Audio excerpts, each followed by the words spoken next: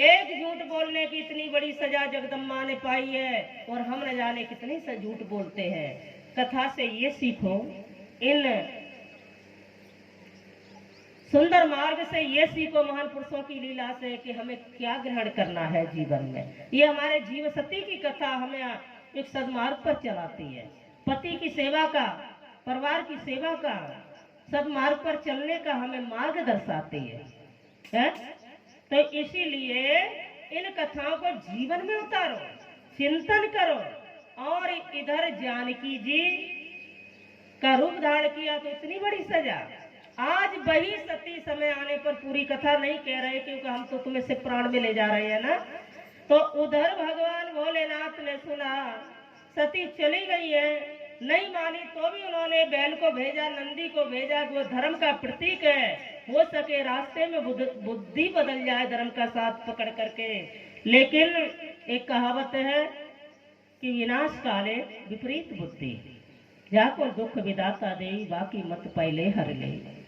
सती नहीं समझी, भगवान ने सारी बहुधा सामग्री को रख दिया। वो जानते थे अब ये लौट के आने वाली नहीं है, और मैं इतना प्यार करता हूँ इनसे, इतना प्रेम करता हूँ कि इनकी कोई भी चीज मुझे दिखाई देगी तो मेरे भजन में बाधा बनेगी, मेरे जीने में बाधा बनेगी, मेरी खुशियों में बाधा बनेगी। इसलिए सब ले जाओ सती तुम अपना सामान। मायके जा रही हो ना, माँ के घर जा रही हो ना।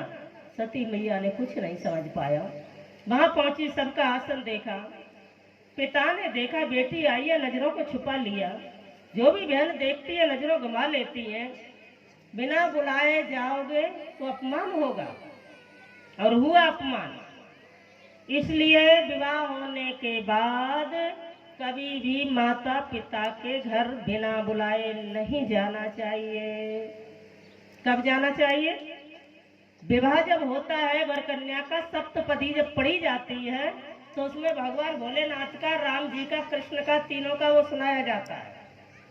ठीक है। और इसी प्रकार से सप्तपदी में कहा जाता है जब भाई के बेटा हो तो छोचक ले जाओ तब चले जाओ, या भाई के राखी आदि बंधन पे कोई ऐसा है तब चले जाओ, अन्यथा बिना बुलाए कभी भी नहीं जाना चाहिए। आज भी वही प्रथा हमारे समाज में बनी है। बेटी कितने एक कलेजे का टुकड़ा होती है, लेकिन माता पिता के घर वह एक बड़ी सुंदर लगती है। विवाह होने के बाद वही बेटी बुरी लगने लगती है, हमें ना लगे हमारे पड़ोसी को लगने लगती है।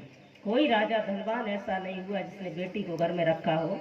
वो पति के घर में अच्छी लगती है, वो ससुराल में अच्छी लगती है, क्योंकि ये मेरे भोले बाबा ने, मैया ने, सती ने प्रथा बनाई। और सती जलने के लिए जा रही थी, उनकी माँ ने थोड़ा सा आंख उठा के देखा तो अपमान सहन नहीं कर पाई। अब कैसे वापस लौटूं, पति की बात नहीं मानी। सभी दिशाओं को, पवन देव को साक्षी मान करके कहा मेरे स्वामी से जाके कह देना मैं अपने जो गलती किए हैं उसका हम पश्चाताप करने जा रही हैं। कभी भी दुनिया में हम जन्म लेंगे तो आपके श्री चरणों की दासी बन करके आएंगे। भोले के अलावा मुझे कोई पति नहीं चाहिए, और पति पत्नी का जन्म जन्म का रिश्ता होता है मेरे भाई बहनों। आज उसी समय उन्होंने बड़े भाव के सहित में क्या किया कि मैया सती ने उस अग्नि में प्रवेश किया। कौन सी अग्नि में? ये अग्नि जलाने वाली नहीं थी, अग्नि कई प्रकार की होती है बताएंगे।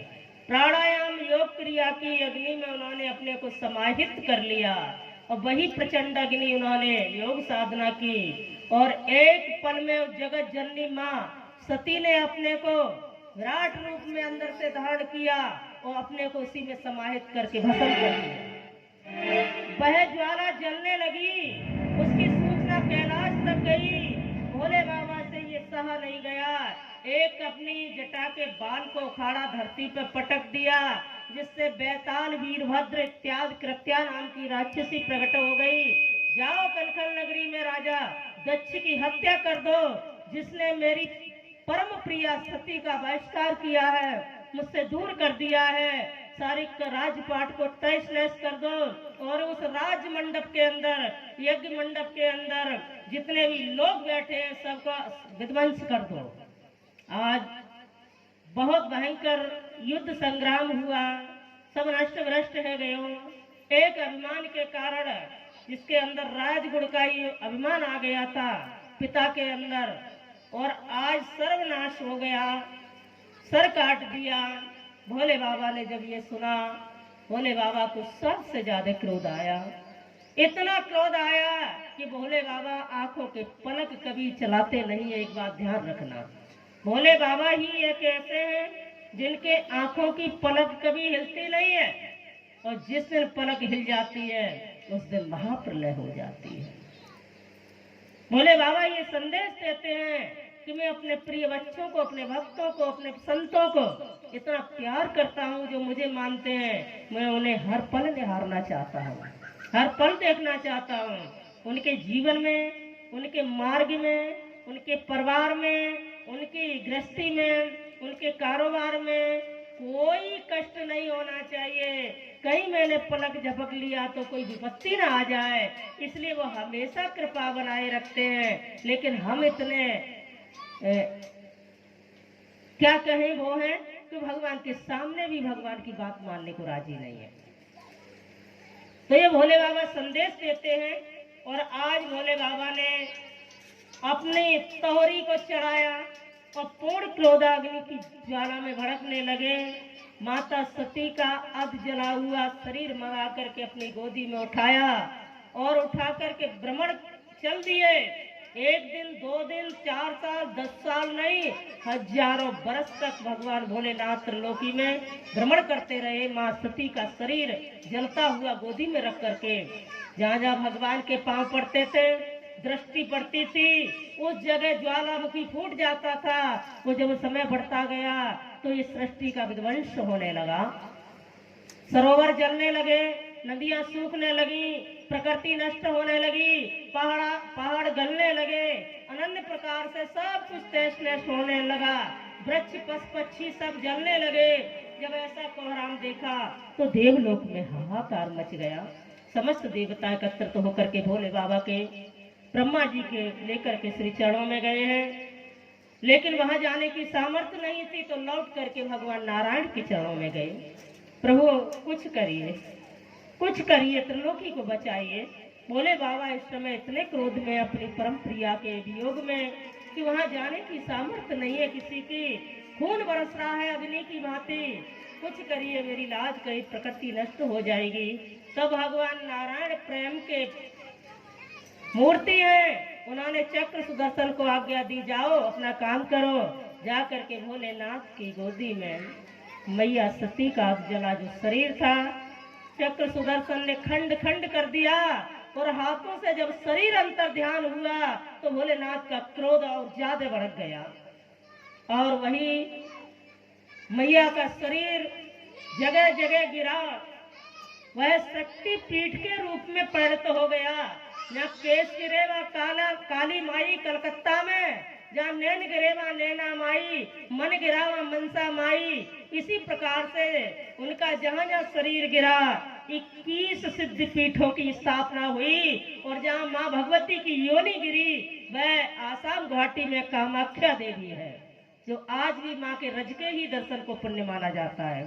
जितने भी तांत्रिक हैं दुनिया के, वो सब वही सिद्धि जाकर के प्राप्त करते हैं।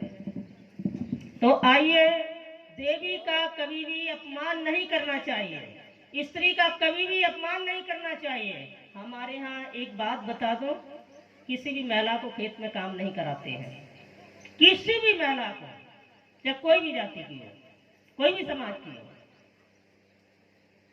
हम ये नहीं कहते काम मत कराओ, अपनी व्यवस्था को संभाल के रखो, लेकिन मुझे लगता है कि हमने यहीं तक इन देवियों को समझा है क्या? अरे देवी पुरुष की पूर्ति करने वाली एक शाखा होती है, परिवार की पूर्ति करने की एक शाखा होती है स्त्री। स्त्री का सम्मान करना परम धर्म होता है। जिस पुरुष की नजरों में स्त्री का सम्मान नहीं है, जिस घर के अंदर स्त्री का सम्मान नहीं है, उस घर में कभी देवता वास नहीं करते हैं। तो आइए, माता सती रहिए, समझाया है, और हमारा क्या होगा आगे, सब पुरुषों के लिए क्या है, ये सब कथाओं में चलेगा। आज भगवान भोलेनाथ ने चलना बंद नहीं किया, चलते जा रहे हैं। क्रोधाग्नि के माध्यम से उनको ये पता नहीं और ज्यादा क्रोध बढ़ गया। और जा करके एक दिन जब कोई प्रेम से थक जाता है, जब प्रेम करते करते उसका प्रेम छिन जाता है, जब कुछ नहीं रहता है, तो उसका हृदय वैराग्य में परिणत हो जाता है, वैराग्य मार्ग में परिणत हो जाता है। भोले बाबा आज वैराग्य लेकर के कैलाश पर जाकर के बैठ गए, एकांत में बैठ गए, चलना बंद कर दिया, सोचना बंद कर दिया।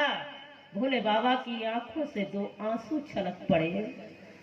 कैलाश पर्वत पर मैया की वियोग अग्नि में, माता सती की याद में, आज सती की याद में भोले बाबा की आंखों से जैसे ही आंसू गिरे। वो आंसू कहाँ गिरे, किन स्थानों पर गिरे? अयोध्या नगरी में, मथुरा नगरी में, काशी नगरी में, मलियागिर पर्वत पर इत्यादि कई जगह, नेपाल इत्यादि में भगवान भोलेनाथ के आंसू बिखर गए आकर के। और धरती पे आंसू गिरे नहीं कि उससे पहले रुद्राक्ष के वृक्ष के रूप में उत्पन्न हो गए। क्या? रुद्राक्ष के पेड़ प्रकट हो गए भगवान भोलेनाथ के आंसू से, और 16 प्रकार के रुद्राक्ष बन गए। बोलिए शंकर भगवान की।